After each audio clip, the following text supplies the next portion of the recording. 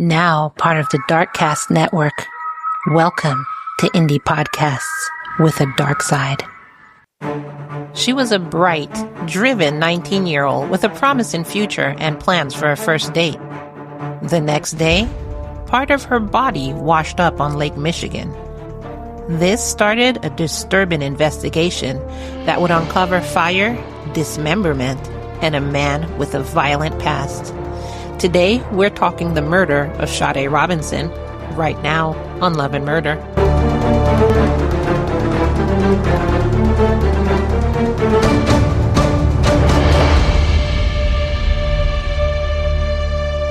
Welcome, lambs. Welcome to Love and Murder, Heartbreak to Homicide, your weekly true crime podcast where I, Kai, discuss relationships that turn to homicide. Why don't you take a seat? Take a listen all the way to the end, and if you like it, don't forget to subscribe. You can also subscribe on our Patreon for free, patreon.com/Love and Murder, where you do get some benefits for being a free subscriber. But if you're looking to get deeper into the case, to get case files, to get pictures, to get court videos, and help me keep Love and Murder going, to keep the victim's stories heard, then go ahead and choose any one of our bonus tiers, and you can be one of the reasons that the victim's stories keeps getting heard. Patreon.com/Love and Murder. Now, without further ado, grab your butts, grab your delicious glass of apple juice, and let's get into some Love and Murder. On April 2nd, 2024, around 5:29 p.m., a 911 call came into the Milwaukee Police Department. Someone walking through the park stumbled upon something that didn't belong there. A severed human leg had been found near the shoreline. The leg was, quote, severed just below the hip socket and appeared to have been sawn off, and it had pink toenail polish.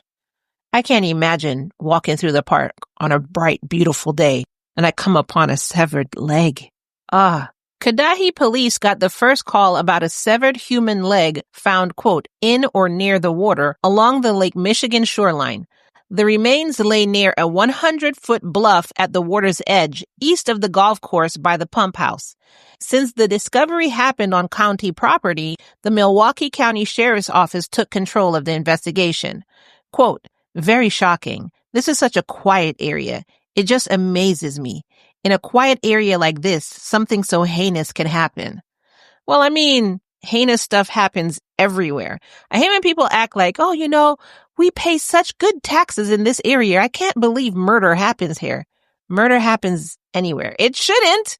Don't get me wrong, but it happens everywhere. Like murder only happens in poor areas or something. Like that's just crazy. I don't know. Maybe it's just me. But anyways, at first, police called it a, quote, death investigation, albeit suspicious, rather than immediately labeling it a homicide. But that changed quickly as more evidence came forward. Medical examiners studied the leg and determined that it belonged to a black woman approximately 5 feet tall. DNA testing soon confirmed the remains were of 19-year-old Sade Robinson. Sade was a bright and driven young woman. She was a criminal justice student at Milwaukee Area Technical College and worked at Pizza Shuttle. Basically, she wanted to go out and catch criminals, so she was passionate about this kind of work. Her manager, Justin Romano, described her as, quote, very outgoing. She would talk to everyone here. She was always there to lighten the mood. Coworkers became worried when she missed her April 2nd shift and stopped answering her phone. This was not like Sade at all. She was always reliable and always on time to work. Quote, not showing up for work the next day wasn't like her at all. We kind of knew something was up. We had been calling her all day. One of the last people she spoke to before she vanished was a neighbor in her apartment building. Sade had told her that she was excited about a first date that night. One of Sade's friends checked her location on the Life 360 app and found that her phone had been in Warnymount Park at around 4:33 a.m. on April 2nd, about 13 hours before someone found her remains. By the time night came on that same day, after almost 24 hours of silence, one of Sade's friends called the Milwaukee Police Department. She reported Sade had missed work and wasn't returning any calls. One employee later said, quote, she, the friend, texted me that she was worried about Sade a day after she missed her shift.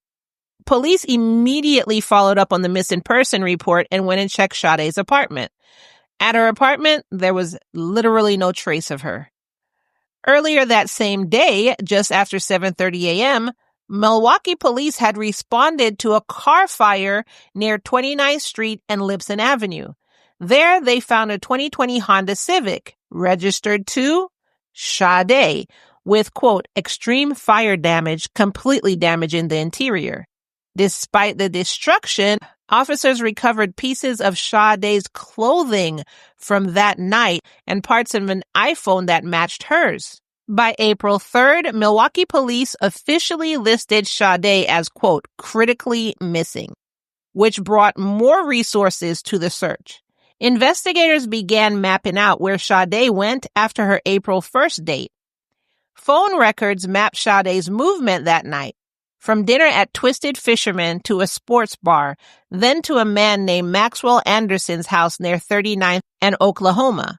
Her phone stayed there until about 12:45 a.m., and finally to the park where someone found her leg. Her phone stayed there from roughly 3:30 a.m. until the battery died around 4:30 a.m. The man Sade went on a date with was the same 33-year-old Maxwell Anderson. According to investigators, Sade had texted him at 4:15 p.m. saying that she was, quote, feeling seafood, so the two met at the Twisted Fisherman. They met there at 5:20 p.m. Surveillance footage showed them sitting together at the bar, drinking and, quote, having casual conversation. The bartender said Maxwell referred to it as a first date. They were there for about an hour before leaving in Sade's 2020 Honda Civic. From there, they went to Duke's on Water, which is a sports bar in downtown. The video clearly shows Sade getting out of her own car while Maxwell gets out of the passenger side. Then Sade Snapchatted with a friend while she was at the bar. That snap would be the last time anyone heard from her. They then left the bar around 9:06 p.m. Cameras recorded them leaving together, and a witness reported that Sade showed that she was kind of drunk. By 9:24 p.m., her phone was pinging near Maxwell's house.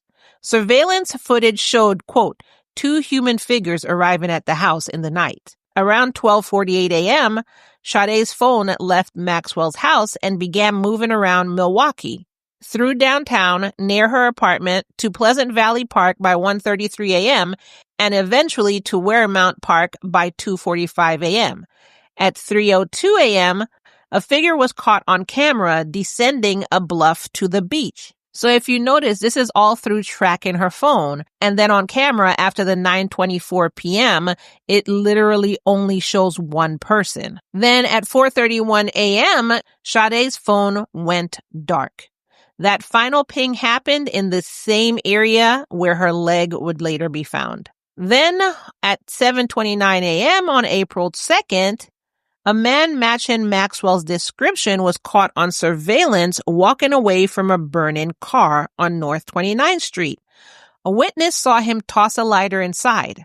Firefighters responded at 7:32 a.m., and that's when they found out it was Sade's car. Surveillance shows Maxwell taking a bus later that day. He was seen wearing a gray hoodie and tan backpack, the same look as the man who torched Sade's car. So far, all roads are leading back to Maxwell.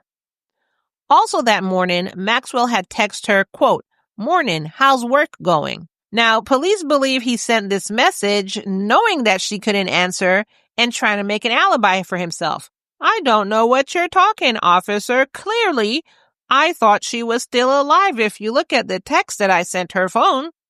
Phone records showed his phone, quote, stayed off the network until about 9:30 that morning. So basically, his phone was off, so he thought people couldn't track it, all the way up until he turned it on to text her. Correction, to text her phone. On April 4th, police pulled Maxwell over during a traffic stop. In his car, they found the same hoodie worn by the suspect in the surveillance footage. The brains on this guy. Keep all evidence on or around your person. As much evidence as possible. Don't I always say that? So, police arrested him. On April 5th, they obtained a search warrant to search his home, and what they found inside was just shocking. There was blood on the bedding and on the walls leading to the basement. Several gas cans were found. In the living room, a large black axe hung on the wall. In the kitchen sink, there were knives. Hidden in the basement wall and between support beams, police found women's underwear. Women's clothing were hidden throughout the space. Some pieces were stashed under a tool bench. Others were tucked away, quote, between support beams in the foundation wall. The items included bras and underwear. He sounds creepy and disgusting. More women's clothing turned up in garbage containers elsewhere in the house. They also recovered USB drives, notebooks listing women's names, and a woman's Wisconsin ID. Is this a serial killer? Did we just come upon a serial killer? Blood was found, quote, in plain sight on the front passenger door speaker in Maxwell's car. Lab tests revealed something unexpected. The blood wasn't Sade's. An amended complaint stated, quote, the preliminary DNA analysis supports the conclusion that there is no support for inconclusion of Robinson's DNA in any of the blood or swabs that have been tested. However, despite not matching Sade, prosecutors called the, quote, significant amount of blood troubling. Police still don't know whose blood it is. On April 6, police found more human remains near 31st and Galena, just blocks from where the burned car was found. A foot and what appeared to be flesh. The foot had pink nail polish matching the leg that had been found days earlier. On April 18th, more remains washed up near Shore, Milwaukee, a torso and an arm. Wisconsin State Crime Lab confirmed through DNA testing that the remains belonged to Sade. Then, a human arm washed up at Waukegan Municipal Beach in Illinois, about 53 miles from Milwaukee along the Lake Michigan shoreline. DNA testing was still pending on the arm as of this recording. On April 12th, Maxwell was formally charged with first-degree intentional homicide, mutilating a corpse, arson of property other than a building. He pled, what did he plead, lambs? Not guilty. And the judge said, yeah, I hear that, but your bond is still set at $5 million. And also, I didn't say this at the beginning, but the case is still ongoing. So everything I'm saying in here from this point forward and from this point before is all alleged because the case is still ongoing. And I ain't trying to be sued. His lawyer, Anthony Cotton, said, quote, he is presumed innocent and we will fight this matter vigorously in court. Police, looking into Maxwell's background, found a history of violence. He had run-ins with the law going back almost 10 years. His record started in July of 2014. In that month, I don't know the exact day, he screamed and threw stuff in his mother's house. When family members called 911, he did the only logical thing I guess he could think of, which was steal his mother's car and then crashing it into a deck. During this outburst, he threw a relative to the ground, allegedly breaking several ribs. I guess that case is still ongoing too, because it's alleged. And this was in 2014. How is that case still going? The next year, while staying with family in Egg Harbor in June of 2015, Maxwell exploded when relatives suggested he get mental health help. He literally lost his damn mind. Exactly what they were saying you need help with, he just showed them you still need help with it. He threw a glass, punched a hole in the wall, and destroyed 2 cell phones so that they couldn't call police. This rampage caused over $1,300 in damages. So somebody says, I think you need mental health help, instead of saying, no, I don't think so, I'm good. Or, yes, I think I'll go. Like, really? Was that your way of showing people you didn't need mental health help by doing stuff that looks like you need mental health help? Like, the hell? For this, he pled guilty to criminal damage, witness intimidation, and disorderly conduct with domestic abuse modifiers. So that's his backstory. And as you can see, he has violent outburst tendencies where he does crazy shit. So back to the current case. In pretrial, Maxwell's defense filed motions to separate the arson charge from the homicide and mutilation counts, arguing that it would be prejudicial. They also asked the court to move the trial out of Milwaukee County due to media coverage. Another motion requested more time on the jail computer so Maxwell could review the massive case files. His trial was set for December 9th, 2024.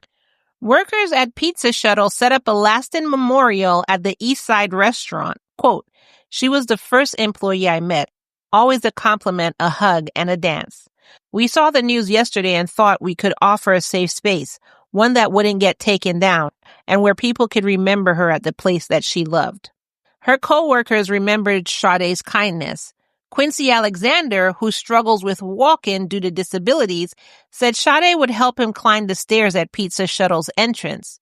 Winston Milhans, another colleague, described her as, quote, "that burst of energy that coworkers always give each other to help motivate them." Sade's mother also spoke out, quote, "At this point as a mother, I know somebody harmed my baby, and I'm going to need that person held fully accountable." And this was said by Sheena Scarborough, which is her mother's name. Sade was described as, quote, "a loving daughter, a cherished sister, and a dear friend to many," aiming to provide, quote, "the dignified farewell she deserves."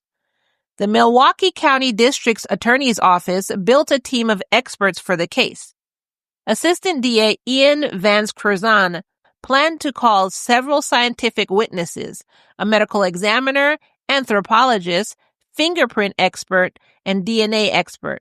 Prosecutors fought to keep all three charges together, saying they formed a connected series of acts. Quote, "All of the evidence related to the arson is relative to establishing murder." This was a quote by Judge Laura Crivello, who actually agreed with the state. So the prosecution brought forth what they thought happened.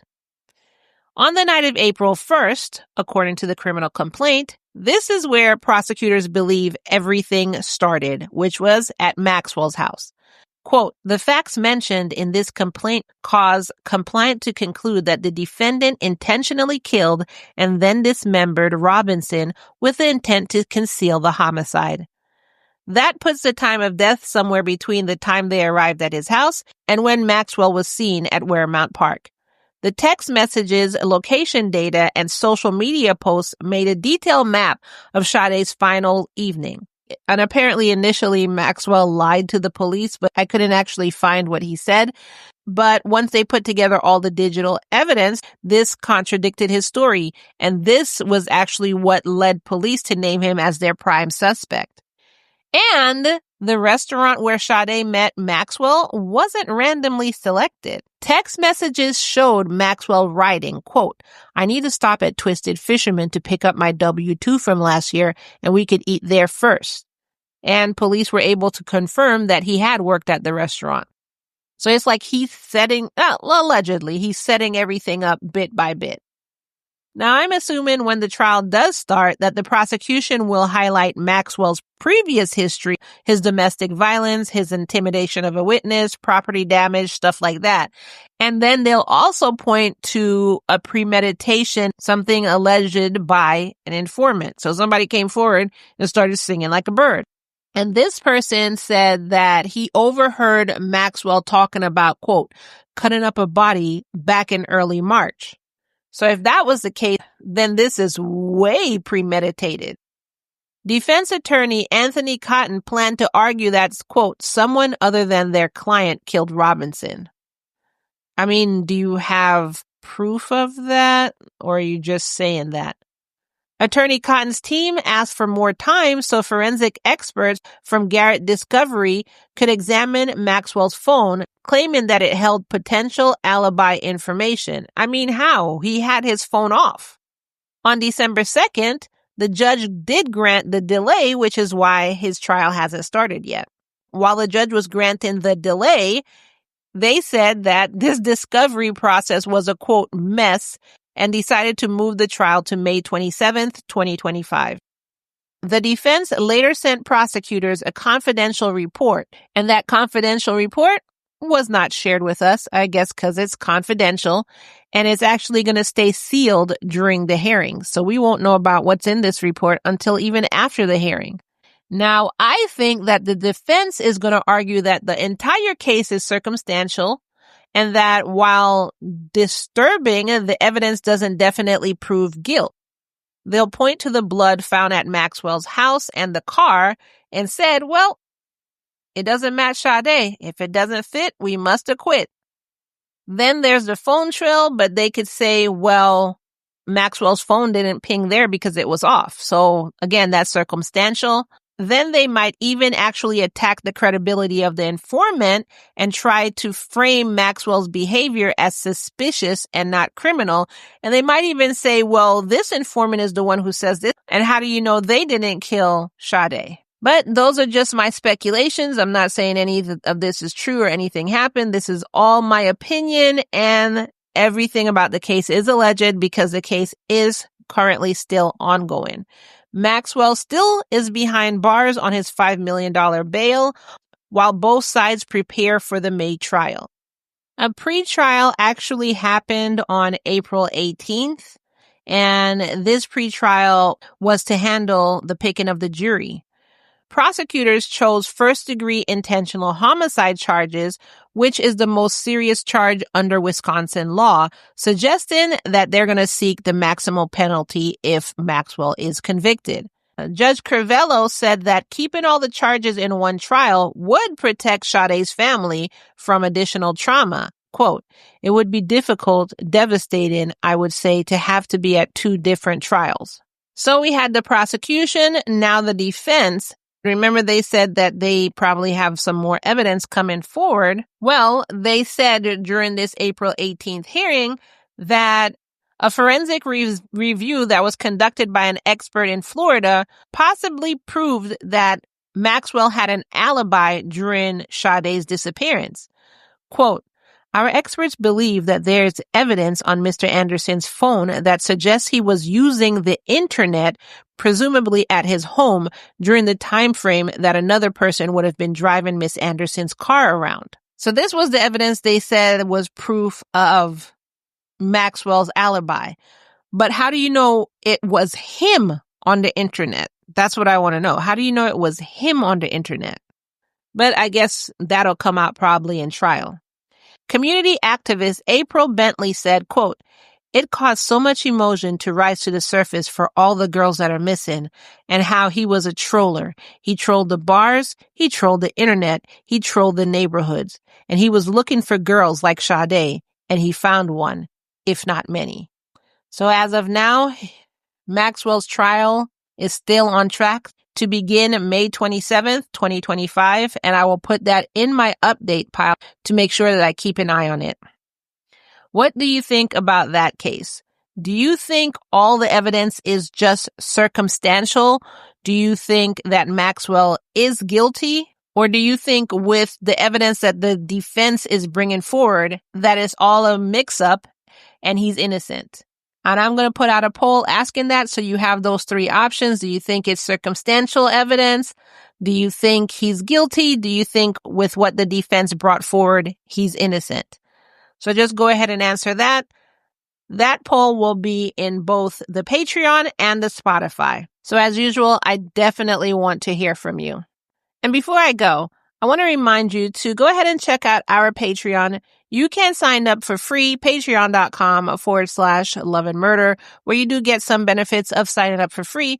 But if you want to get bonus episodes like this week's bonus episode that I put out and past bonus episodes because you get everything that I have ever put out, then go ahead and join the Patreon and join one of our bonus tiers. The bonus episode that just went out, last week, was a case of a 10-year-old boy who watched his grandparents and his mother be executed right in front of him. And the person who did this was his mother's ex-boyfriend. If you want to catch that bonus and more, then go ahead and choose one of the bonus tiers from $5 and up, and you can get bonus episodes such as this one.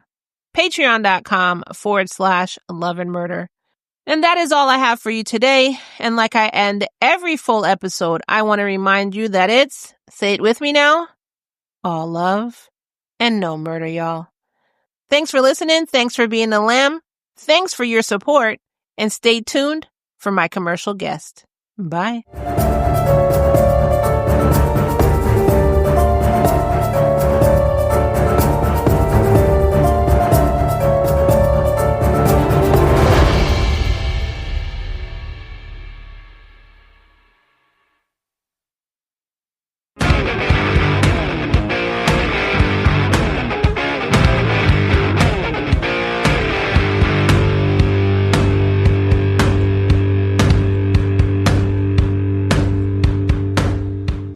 I'm Heather.